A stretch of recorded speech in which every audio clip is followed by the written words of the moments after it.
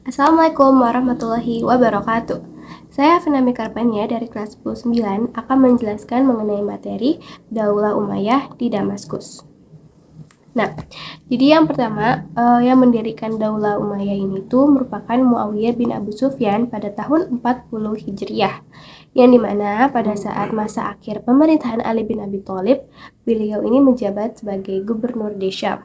Beliau juga menginginkan jabatan menjadi gubernur di Damaskus hingga mendapatkan estafet kepemimpinan dari Hasan bin Ali. Nah, berdirinya Daulah Umayyah di Damaskus ini dilatar belakangi oleh beberapa peristiwa. Peristiwa pertama itu adalah Perang Siffin. Peristiwa pertama itu adalah Perang Siffin.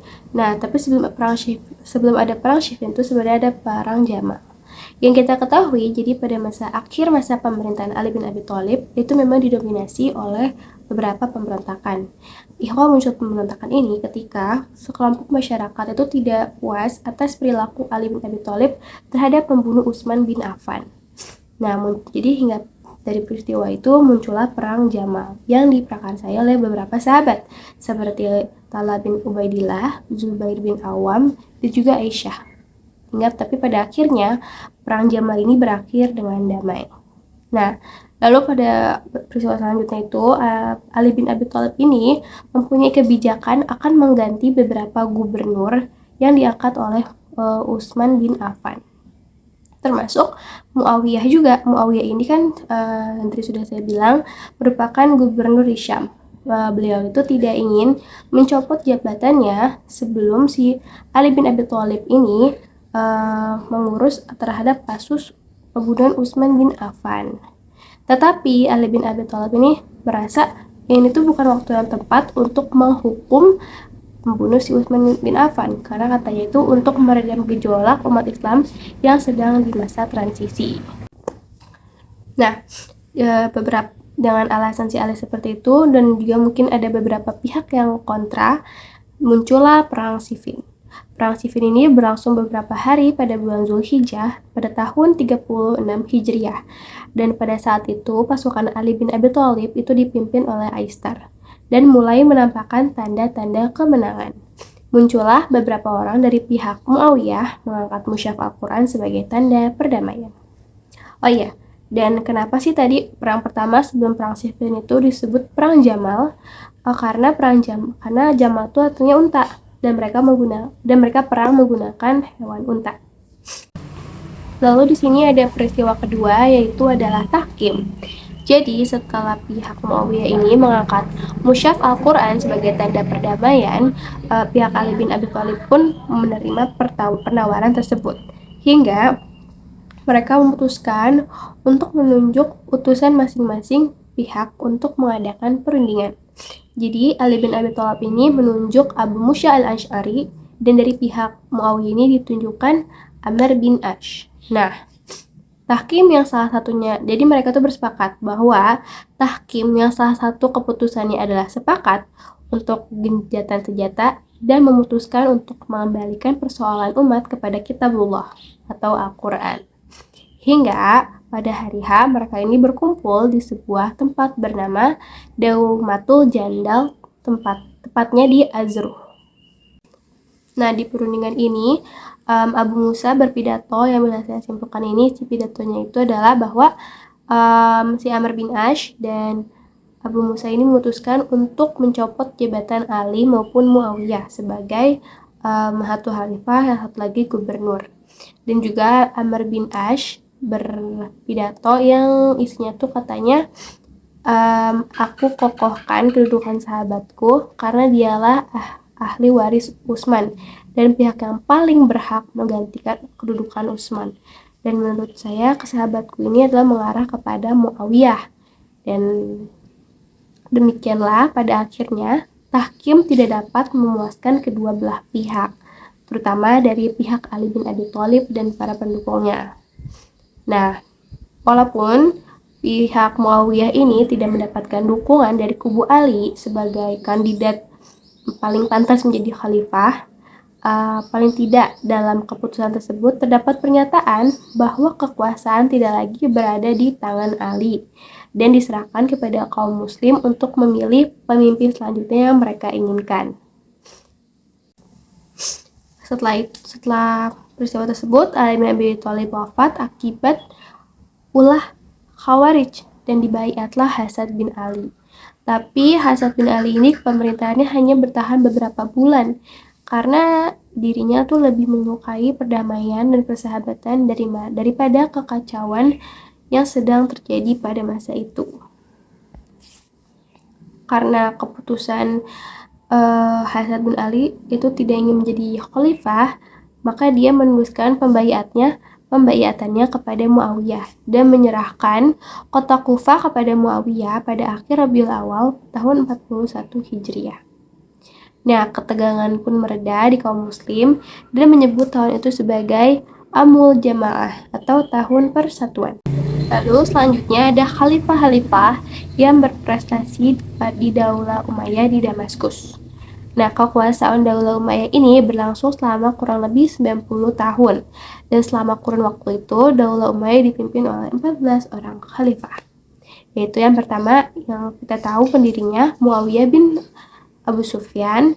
Yang kedua ada Yazid bin Muawiyah. Yang ketiga Muawiyah bin Yazid. Lalu itu ada Marwan bin Hakam, Abdul Malik bin Marwan, Al-Walid bin Abdul Malik, Sulaiman bin Abdul Malik, lalu Umar bin Abdul Aziz, Yazid bin Abdul Malik, dan di sini ada masa-masa ya, yaitu di Hisham bin Abdul Malik, Wahid bin Yazid, Yazid bin Walid, Ibrahim bin Walid, dan yang terakhir Marwan bin Muhammad. Kemajuan-kemajuan yang maksud ini ada misalkan di bidang ilmu pengetahuan. Jadi bidang pengetahuan juga terjadi akulturasi budaya dan perkawinan silang di antara beberapa bangsa seperti bangsa Spanyol, Afrika, Persia, dan lain-lainnya di negara yang masuk Islam. Ilmu pengetahuan yang berkembang juga itu adalah ada ilmu pengetahuan agama dan ilmu pengetahuan umum. Lalu yang kedua di sini adalah ada bidang ekonomi dan administrasi pemerintahan. Jadi Daulah Umayyah sudah membentuk organisasi ketatanegaraan yang meliputi di sini yang pertama itu adalah Aninabu Siyasi, yaitu organisasi politik. Lalu juga yang kedua ada Aninabul Idari yang merupakan organisasi tata usaha negara. Lalu ada Aninabul Mal yang merupakan organisasi keuangan. Lalu ada Anizabul Harbi yang merupakan organisasi pertahanan. Dan yang terakhir ada Anizamul Qodoi yang merupakan organisasi kehakiman. Lalu yang ketiga adalah bidang pembangunan kota. Jadi pusat peradaban Daulah Umayyah di Damaskus ini terdiri dari dua kota, yaitu kota Damaskus dan satu lagi adalah kota Qairawan. Lalu selanjutnya di sini ada bidang pendidikan, kemajuan pada di bidang pendidikan. Perkembangan ilmu pengetahuan pada masa ini dapat dikelompokkan menjadi beberapa. Yang pertama ada ilmu kedokteran, sejarah, bahasa dan sastra, lalu juga ada ilmu kimia dan ilmu-ilmu nakli. Lalu selanjutnya itu ada di bidang arsitektur. Nah, misalkan ada di Masjid Umawi di Damaskus dan Masjid Baitul Maqdis di Yerusalem. Lalu yang terakhir adalah bidang militer. Pada masa ini, kemajuan militer bangsa Arab telah mencapai kemajuan yang sangat signifikan. Mereka mempelajari berbagai ilmu kemiliteran dan banyak ekspedisi militer yang mereka lakukan, termasuk dari metode militer Romawi. Lalu selanjutnya saya akan menjelaskan mengenai kemunduran Daulah Umayyah di Damaskus. Sepeninggalnya Umar bin Abdul Aziz sebagai khalifah ke-8 dilanjutkan oleh Yazid bin Abdul Malik, yang dimana Yazid bin Abdul Malik ini cenderung memiliki kehidupan yang mewah dan kurang memperhatikan kepentingan rakyat. Dan kekacauan ini berlangsung hingga khalifah terakhir, yaitu adalah Marwan bin Muhammad, yang dimana selain faktor dari khalifahnya sendiri, ada beberapa faktor yang mengantarkan Daulah Umayyah pada kehancuran. Yang pertama adalah ketidakpuasan pemeluk Islam non-Arab atau disebut dengan Mawali. Jadi kaum Mawali ini merasa dimarginalkan oleh pemerintahan Daulah Umayyah karena tidak mendapatkan apa yang biasa bangsa Arab dapatkan. Lalu di sini ada yang kedua, yaitu adalah sistem pemilihan khalifah melalui garis keturunan. Dan ini merupakan sesuatu yang baru bagi bangsa Arab. Sistem ini prakteknya sering menyebabkan terjadinya persaingan yang tidak sehat untuk berebut kekuasaan di kalangan keluarga. Lalu yang ketiga ini, terjadinya persaingan antara sekelompok suku Arab Mudariyah, itu adalah Arab di bagian utara, dan suku Arab Himariyah, yaitu Arab bagian selatan. Daulah Umayyah ini cenderung membela kepada salah satu pihak tersebut. Lalu yang keempat ini adalah konflik-konflik dari berbagai golongan yang melatar belakangi terbentuknya Daulah Umayyah pada masa awal pembentukan, seperti kaum Syiah, Khawarij, yang terus berkembang menjadi gerakan oposisi yang semakin kuat dan mengancam kedaulatan. Dan terakhir adalah menguatnya kekuatan Abbasiyah dari keturunan Bani Hashim. Jadi Daulah Umayyah juga kalah saing dan akhirnya diambil alihkan jadi kekhalifahan Daulah Abbasiyah. Oke, sekian saja dari saya. Mohon maaf jika ada beberapa perkataan yang tidak mengenakan, dan semoga informasi ini bermanfaat. Wassalamualaikum warahmatullahi wabarakatuh.